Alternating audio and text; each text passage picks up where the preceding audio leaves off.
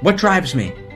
I'm driven towards more and more intimacy, more and more contact, more and more shared identity, right? More and more, right? More and more impact, right? I want to impact on you. I want you to impact on me. I want to touch your heart. I want you to touch my heart. I want to touch you politically and morally and existentially and psychologically and spiritually, and I want to embrace you physically, right? Right? In other words, it's the desire for contact.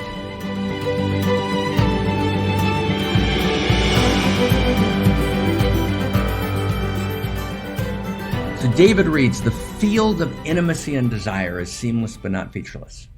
Right? So it's one field, but unique features. Right? And the field's always moving, right? There's a direction to the field, right? There's telos to evolution, right? There are plot lines to the story, okay? And where's the field going?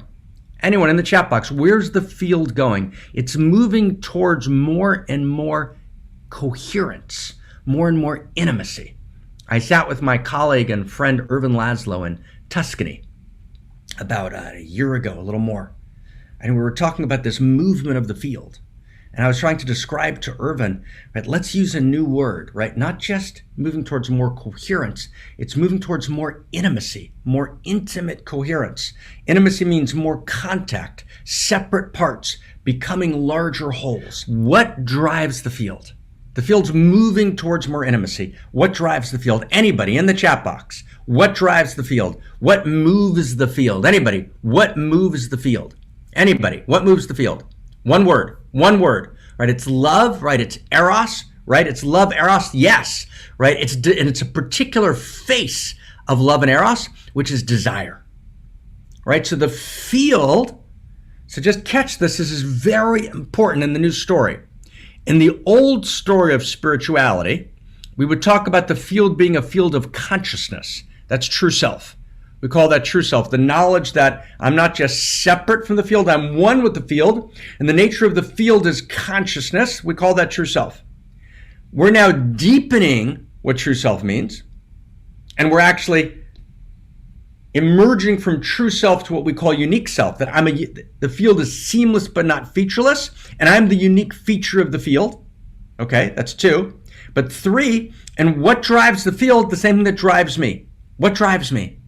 I'm driven towards more and more intimacy, more and more contact, more and more shared identity, right? More and more, right? More and more impact, right? I want to impact on you. I want you to impact on me. I want to touch your heart. I want you to touch my heart. I want to touch you politically and morally and existentially and psychologically and spiritually, and I want to embrace you physically, right? Right? In other words, it's the desire for contact. The desire for more and more intimacy, wider and wider shared identities.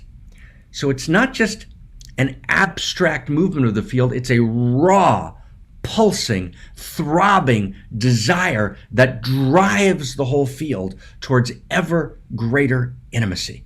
Reality is eros, and that eros lives not only in the field, but in me. It's like, wow. The same desire that drives subatomic particles to move from separate wholes, separate parts, right, into, and each one is its own whole, each part is a whole, into a larger whole, separate parts into larger wholes, right? That movement, that allurement that binds them, that brings the subatomic particles together, that desire is the same desire that moves you and me. So evolution has a plot line, it has a vector. That's unbelievable. I mean, if we're not fainting in ecstatic grace now, then we're asleep. Right? To actually understand that evolution is not just simplicity to complexity. It's not systems theory that's rooted in exteriors and its. It's all about interiors. Our reality is moving not just to more complexity, but more complexity means more intimate coherence. It's a new word I created about a year and a half ago. I love the word. I created it in conversation with Ervin Laszlo, right? Intimate coherence. We created it together, Ervin and I. There's intimate coherence and there's coherent intimacy, right? Reality is moving towards intimate coherence and ever more coherent intimacy. And that movement of reality is alive in me. That's who I am, which means for the first time, it's one cosmos. It's one world, it's one love, it's one heart. I can actually, for the first time, be at home in the cosmos. That means, back to the code, that we're each a unique configuration of intimacy and desire that's part of this larger field, right? The field itself is generating, right? So, right? Everyone get that sentence again. I mean, if we don't get that sentence, if we just read this fast, right? It's like that means that each of us, right? Every one of us, right? Right? Are a unique configuration of intimacy and desire. That's who I am. So if someone puts a 357 Magnum to your head and says, yo, yo's like the opposite of oi. Yo, who are you? Make my day.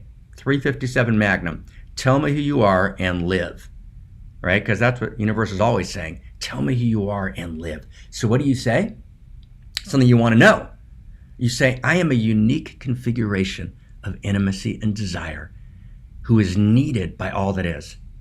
And intimacy and desire pulse in me uniquely. And I reach to create unique wholes which emerge from my unique gift, my unique way of being in the world. Right? Wow. I'm a unique configuration of intimacy and desire, and I am moved by the same intimacy and desire that move the larger field, which means that the evolutionary impulse, which is the progressive, the movement towards more and more wholeness, towards more and more intimacy, more and more coherent intimacy, more and more intimate coherence, that evolutionary impulse is awake and alive in me. The desire of evolution lives in me. I am evolution and evolution is me. I am the evolutionary impulse. And my job is not to move past my ego. Of course I want to be in a right relationship to the ego. No, but it's much deeper. I want to align with the evolutionary impulse. Wow. I want to align with the personal face of the evolutionary impulse that's awake and alive in me. That's our code for this week.